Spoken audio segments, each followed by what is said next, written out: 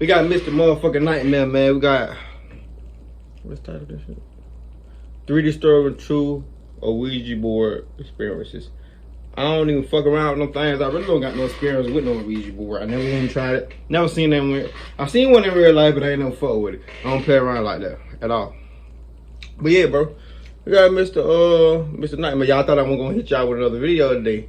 I did one music video. See, that wasn't really too much do music video, cause that bitch got blocked. Soon I posted, it was Lil Ray or whatever brand name. I won't do music videos like that no more. But yeah. For real.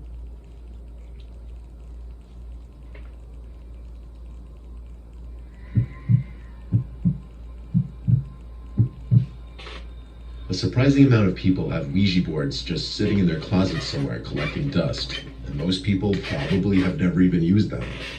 Wow. I found out what Ouija boards are when I was 16, and when I asked my parents if we had one in our house, my mom told me yes, she did have one buried somewhere in the closet with all the board games. That closet was in the basement by the laundry room, the small closet with a bunch of my parents' old stuff. I was intrigued to try using a Ouija board because I was slightly superstitious. I had my mom help me dig through this closet without disrupting the integrity and neatness of how she sorted everything in there. And lo and behold, eventually she finds this old dusty box that simply said Ouija and had 2 hands holding the piece that moves around the board called the planchette. The box was kind of falling apart on the edges, even though my mom said they'd only used it a couple times ever. The first thing I did was text a few of my friends to come use the Ouija board with me that weekend when I'd be home alone, to make it scarier. My friend Liam, who was 17, had a car, so he picked up my friend Jack and they came right over. It was like 9 p.m. It was dark out, obviously, and my parents were gone for a couple nights. My younger brother of 2 years, Adam, was also home, so I asked him to join as well. We were going to play on the floor in the loft, which was converted into my bedroom. We turned off the lights and then turned on a flashlight and put it on the floor in the corner of the room, pointed towards the board. Put it on the floor. All 4 of us sat on one side of the board and we held the planchette and started asking questions. None of us had ever done this before, so we asked basic questions. I said, if there's someone there, move the planchette. Then for the first time, it started to move to the word yes. Adam asked, how old are you? And the planchette moved from the number 6 to 7, 67. We looked at each other, and while I suspected one of them were moving it, and I'm sure the others did too, we all played along and didn't break immersion. We took turns asking questions. Eventually, I asked the board, are you a demon? And the planchette went to the word yes. At this point, we all laughed and broke immersion. Y'all laughed? None of us was messing around. Y'all laughed? That moment, the flashlight turned off, and all of us stopped laughing and got really scared. Who did that? Someone asked. But it was clearly none of us. The flashlight was all the way in the corner. They goddamn laughed. The thing just said that he was a demon, and y'all laughed. Then the light go out. Just like that right now. If I'm doing some Ouija shit, and the light just go out. Boof! Man, I'm be scared as fuck. Y'all tripping. To get it and kept pressing the button. Fuck. It wouldn't turn back They on. tripping. I turned on my bedside lamp, and I saw the freaked out expressions on my friend's and brother's face. I said that was the most terrifying moment for the battery to die, but also part of me believed it wasn't a coincidence. We stopped playing after that moment. I mean, we some even people left just my room don't, and went to the backyard just because we were all freaked out being in the house at that moment. I had to sleep in that room that night though, and when my friends left and Adam eventually went to sleep, I knew I had to as well. Nah, y'all might well spend the I put night. the Ouija board back in the box and brought it downstairs out of my room. Nah, y'all spending the night It felt tonight. weird sleeping in the same room as it that night. Y'all spending the night As soon as I tonight. turned off the light, I just tried to go to sleep right away, not sitting on my phone for an hour or whatever, like I usually do.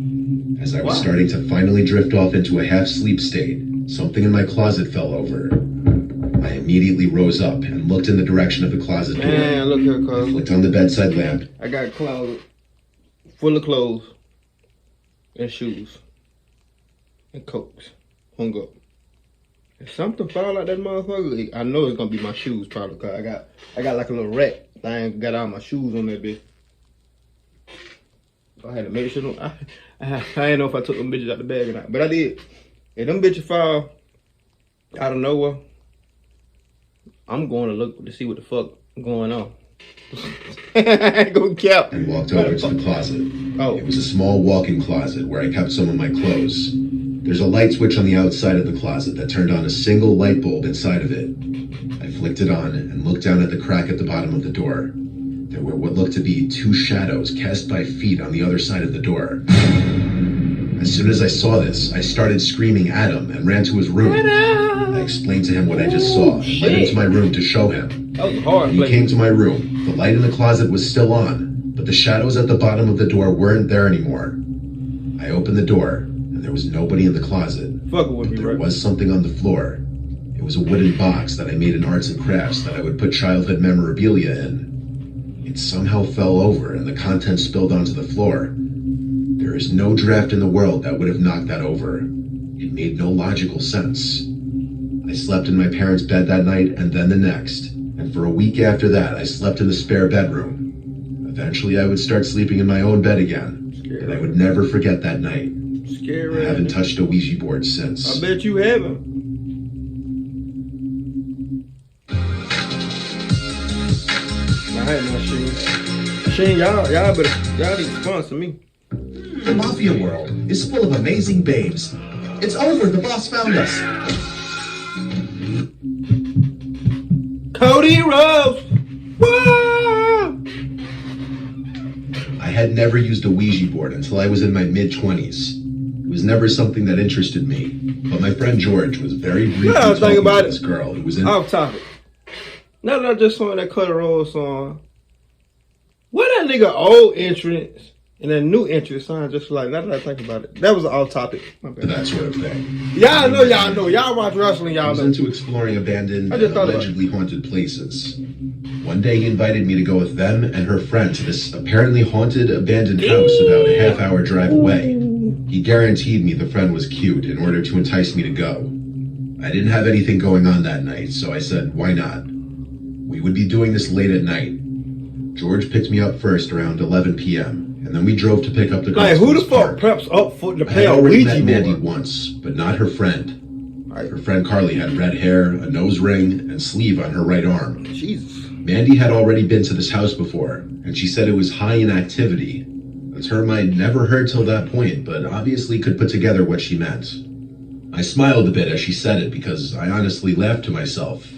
I don't believe in the paranormal myself, so I found it a little humorous. I really don't. I don't either. Mandy brought this big bag with her, so during the drive I asked what's inside. And then she goes and pulls out this box, a Ouija board box, and then she pulls out a candle. Then George said, oh, that's the surprise.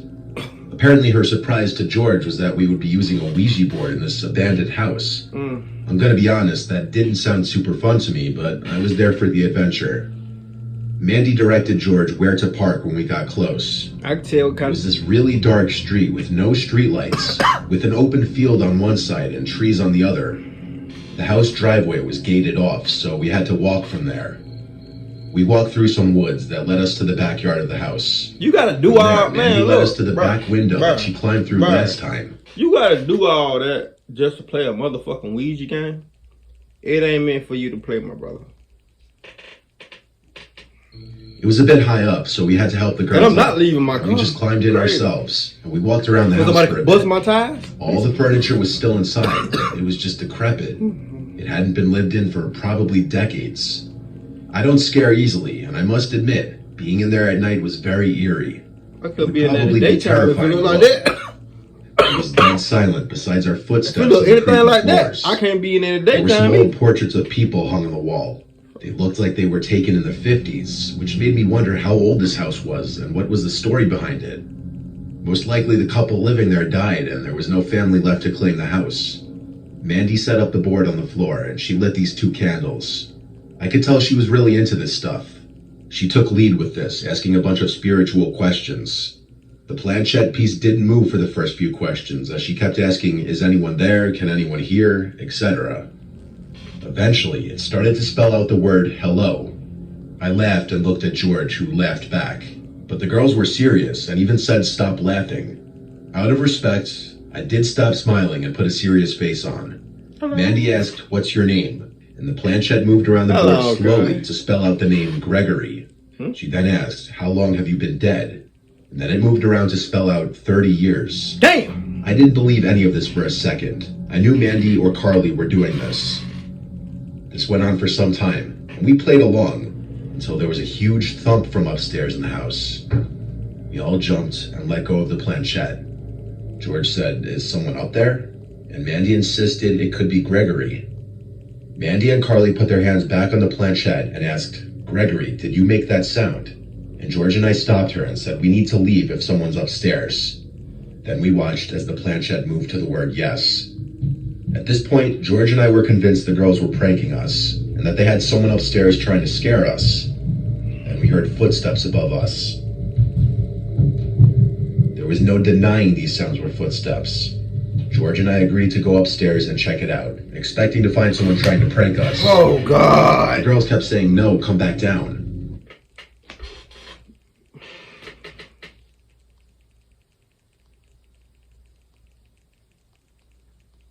This is strictly for my white people.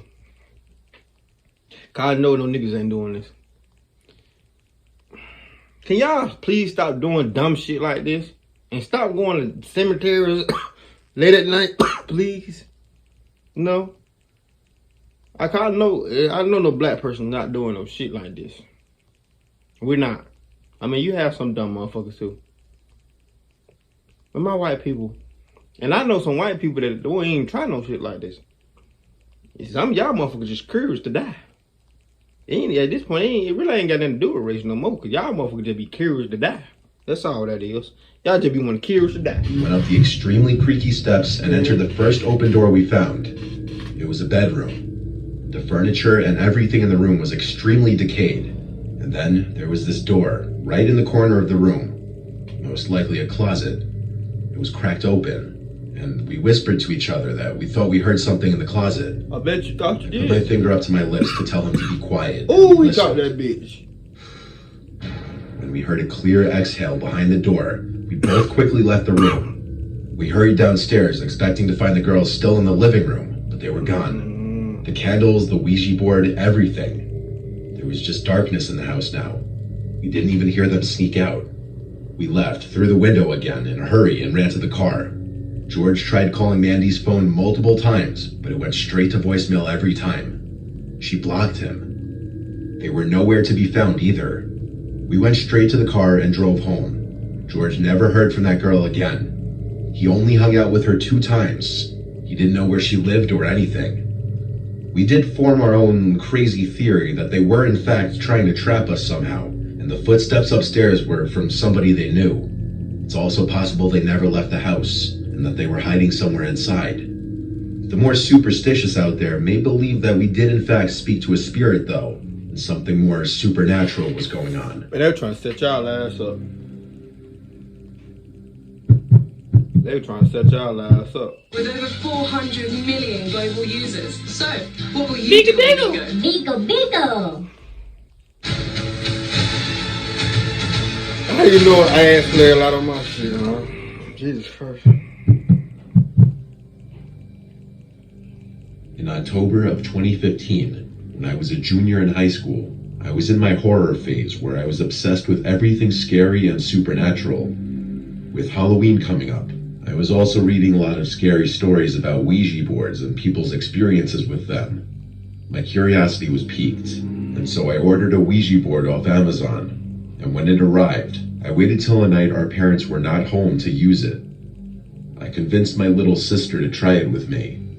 We were at the dining room table with the lights dimmed, both of us holding the planchette. I asked the board some questions, and my sister and I both laughed because it was kind of awkward and funny. I started to move the piece around, trying to creep out my sister, but she knew it was me doing it. After a few minutes of doing this, we were starting to get bored, and my sister wanted to stop. I said let's try for a few more minutes. After a little bit more waiting for the planchette to move from some unseen entity, we decided to give up.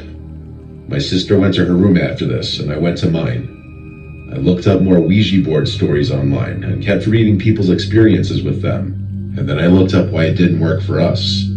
Other people had said their first time using Ouija boards nothing had happened, so I decided I would try again. Oh, this dumb motherfucker. That night around 1 a.m., when my sister was already asleep, I went back down to the dining room and dimmed the lights again. I once again tried to use the Ouija board, asking similar questions as a few hours ago, just in a lower voice to not wake up my sister. I held the planchette with both hands, waiting for it to move, but it never did. Instead, I heard sounds from upstairs, like soft footsteps. It could have been my sister. She might have heard me down here. The footstep-type sounds were followed by a muffled female voice. It didn't sound quite like my sister, though, and the voice was coming from directly above me. The room above the dining room was our older brother's room, who was away at college. My sister wouldn't have been in there. I went up the stairs quietly, and I heard the voice getting louder as I got closer to my brother's room. It was coming from in there. I was curious if my sister was playing a prank on me, changing her voice to sound lower to scare me. I got to the door and put my ear up against it. I heard the voice of what sounded like an older woman. I wasn't sure how my sister could be doing a voice like that. At first I didn't know what was being said, until I realized that the voice kept saying, "Grandma's here, Georgie," over and over. It was the voice of my dead grandma. I felt every hair in my body stand up. I opened the door and turned on the light, and no one was inside. The voice had stopped. I ran to my room and shut the door and locked it and curled up on... Man, I would have been scared of the motherfucker. I ain't gonna care. ...the covers. I felt the whole room spinning as I couldn't form any rational thoughts on what just happened. It was too vivid to have imagined it. When I calmed down, I did a prayer before going to sleep. Or at least trying to go to sleep. I was awake all night. I still remember this night just as vividly 8 years later. Yeah, I bet you do. Hell. Don't, word of the day is, don't fuck with no Ouija board. See how motherfuckers in this video. That means I don't know what video, even if I do one video, I'm probably gonna do one video. I did 3 today, so probably gonna do one tomorrow, one Thursday, 2 Friday. That being said, give me a thumbs up, like, subscribe, see how motherfuckers in that video. Let's ride it.